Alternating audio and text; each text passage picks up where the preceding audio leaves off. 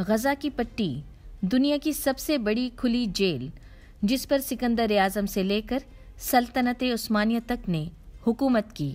غزہ کی پٹی روئے زمین پر سب سے گنجان آباد اور غربت زدہ علاقوں میں سے ایک ہے۔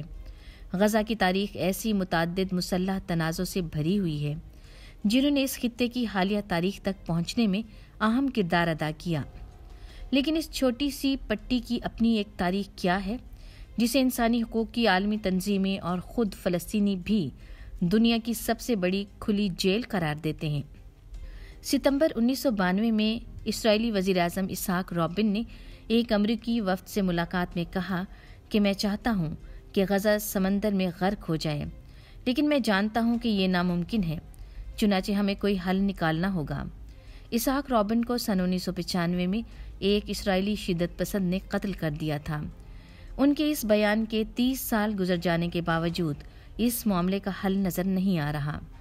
41 کلومیٹر طویل اور 10 کلومیٹر چوڑی غزہ کی پٹی اسرائیل، مصر اور بحیرہ روم کے بیچ موجود ہے، جہاں 23 لاکھ لوگ بستے ہیں، اسی لیے اسے دنیا کی گنجان ترین علاقوں میں سے ایک قرار دیا جاتا ہے۔ غزہ کی تاریخ تقریباً 4000 سال پرانی ہے اور اس کی کہانی بیرونی حملوں اور قبضوں سے بھری ہوئی ہے۔ مختلف زمانوں میں مختلف سلطنتوں نے اس پر حکومت بھی کی اور اسے تاراج بھی کیا، جن میں قدیم مصر سے لے کر سلطنت عثمانیہ تک دنیا کی طاقتور ترین حکومتیں شامل رہیں۔ غزہ کو سکندر اعظم، رومیوں اور پھر مسلمانوں نے عمر ابن العاص کی سربراہی میں فتح کیا، اور یوں ترقی اور تباہی کے اس سفر میں غزہ میں آباد ہونے والوں اور ان کی مذہبی شناخت بھی وقت اور حالات کے ساتھ ساتھ بدلتی رہی۔ سن 1917 تک غزہ سلطنت عثمانیہ کا حصہ تھا، جس کی پہلی عالمی جنگ میں شکست کے بعد یہ علاقہ برطانیہ کے زیر اثر آ گیا۔ سن 1919 کی پیرس امن کانفرنس میں فاتح یورپی طاقتور نے ایک متحدہ عرب سلطنت کے قیام کو روکنے کے لیے پورے خطے کو تقسیم کر دیا۔ غزہ برٹش مینڈیٹ کا حصہ بنا، جو 1920 سے 1948 تک وجود میں رہا۔ تاہم دوسری جنگ عظیم کے بعد برطانیہ نے فلسطین کے مقدر کا فیصلہ نئی نویلی اقوام متحدہ کی جھولی میں ڈال دیا۔ سن 1947 میں اقوام متحدہ نے ایک قرارداد کے ذریعے فیصلہ کیا کہ فلسطین کو 3 حصوں میں بانٹ دیا جائے۔ 55% علاقے پر یہودی اپنی ریاست بنا لیں، بیت المقدس کو عالمی مینڈیٹ کے زیر اثر رکھا جائے اور باقی ماندہ حصہ بشمول غزہ مقامی عرب باشندوں کے حصے میں چلا جائے۔ مئی 1948 کو جب اس قرارداد نے فلسطین سے برطانوی راج کا خاتمہ کیا تو اسی دن اسرائیل کی آزاد ریاست قائم کر لی گئی، اور یوں پہلی عرب اسرائیل جنگ کا بھی آغاز ہوا، جس میں لاکھوں مقامی فلسطینی بے گھر ہوئے اور غزہ کی پٹی میں بس گئے۔ پہلی عرب اسرائیل جنگ کا خاتمہ ہوا تو غزہ کی پٹی پر مصر کا قبضہ ہو چکا تھا، جو 1967 تک برقرار رہا۔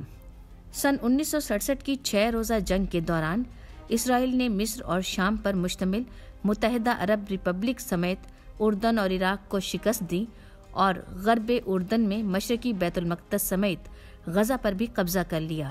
اسرائیل کی اس فتح نے پرتشدد واقعات کے ایک ایسے تسلسل کو جنم دیا جو آج تک رک نہیں سکا۔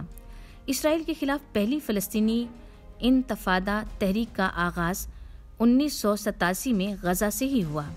اسی سال حماس وجود میں آئی تھی۔ سن 1993 میں اسرائیل اور فلسطین کے درمیان امریکی ثالثی میں اوسلو معاہدہ ہوا۔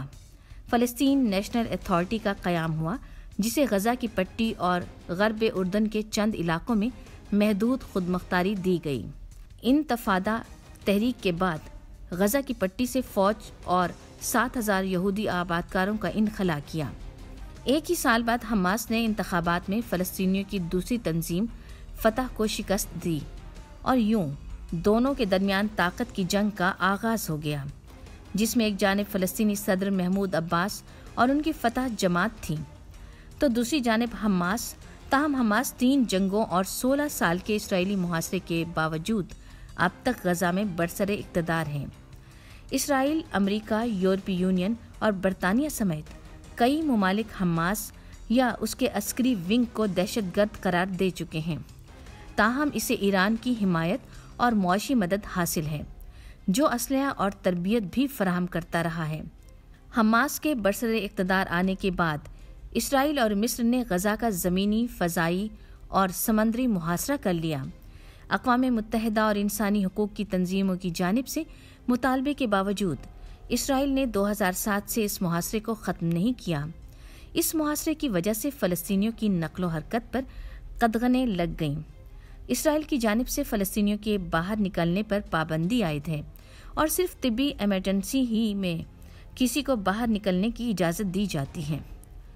ह्यूमन राइट्स वॉच ने गजा की पट्टी में हालात का मवाजना करते हुए इसे खुली जेल करार दिया।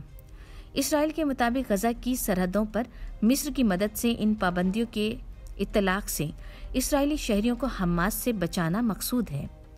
बैनुल अक़वामी कमेटी ने बराए रेड क्रॉस इस मुहासरे को जनीवा कन्वेंशन की खिलाफ वर्जी करार देती है, जबकि अक़वाम मुत्तहिदा और दीगर इंसानी हकूक़ तंजीमों ने भी इस मुहासरे पर तनकीद करते हुए कहा कि गजा अब तक इसराइल के कब्जे में है। इस मुहासरे के खिलाफ हमास ने ज़ेरे ज़मीन सुरंगों का एक जाल बिछा रखा है, जिसके ज़रिए सामान और असलहा गजा के अंदर ले जाया जाता है। इसराइल इन सुरंगों को एक खतरा समझता है और अक्सर फ़ज़ाई हमलों में उनको तबाह करने की कोशिश करता रहा है। इसराइल के 16 साला मुहासरे ने गजा की पट्टी में मईशत को तबाह कर दिया। आलमी बैंक के मुताबिक इस इलाके में बेरोजगारी का तनासुब 40% से ज़्यादा है। अक़वाम मुत्तहिदा के मुताबिक यहाँ की 65% आबादी गुर्बत की लकीर से नीचे ज़िंदगी बसर कर रही है। वर्ल्ड फूड प्रोग्राम के मुताबिक 63% आबादी ग़िज़ाई अदम तहफ़्फ़ुज़ का शिकार है। यहाँ की निस्फ आबादी 19 साल से कम उम्र है, लेकिन इनके पास मुआशी तरक्की का कोई रास्ता है और न ही बैरूनी दुनिया तक रसाई का कोई ज़रिया। अक़वाम मुत्तहिदा के मुताबिक मुसलसल तशद्दुद का सामना करने की वजह से यहाँ बच्चों की एक पूरी नस्ल आबाद है, जिसे तवील मुद्दती नफ्सियाती मसाइल का सामना है, लेकिन इन्हें किसी किस्म की मदद हासिल नहीं है।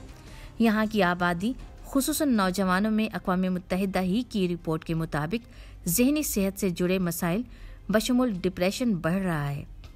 ह्यूमन राइट्स वॉच ने 2021 की एक रिपोर्ट में कहा था कि गजा की बंदिश की वजह से हुनरमंद और तालीम याफ्ता लोग ऐसे मौक़े से फ़ायदा नहीं उठा सकते जो दुनिया में कहीं और बसने वाले लोगों को आम मुयस्सर होते हैं। इसराइल की एक गैर सरकारी तंजीम के मुताबिक 23 लाख लोगों की ये आबादी दुनिया में सबसे ज़्यादा गुंजान आबाद इलाकों में से एक है।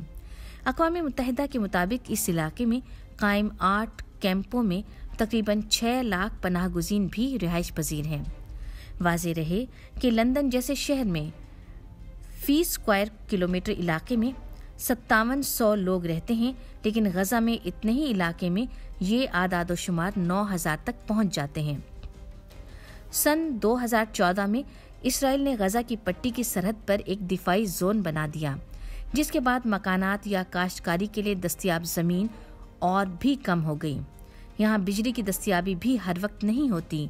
अक़वाम मुत्तहिदा के मुताबिक ज़्यादातर घरों में दिन में सिर्फ 3 घंटे बिजली मुयस्सर होती है, जो इसराइल फराहम करता है। गजा में सिर्फ एक बिजली का प्लांट है, जबकि कुछ मिकदार में बिजली मिस्र से मिलती है। ज़्यादातर रिहायशों को पानी की कमी का भी सामना है। अक़वाम मुत्तहिदा के एक ज़ेली इदारे के मुताबिक गजा के बेशतर हस्पताल और तिब्बी मराकिज़ माजी की लड़ाइयों में तबाह हो चुके हैं। अक़वाम मुत्तहिदा की जानिब से यहाँ 22 तिब्बी मराकिज़ चलाने में मदद दी जाती है। ताहम इसराइल की जानिब से हालिया बमबारी के बाद यहाँ की आबादी के हालात मज़ीद मुतासिर होने का अंदेशा है।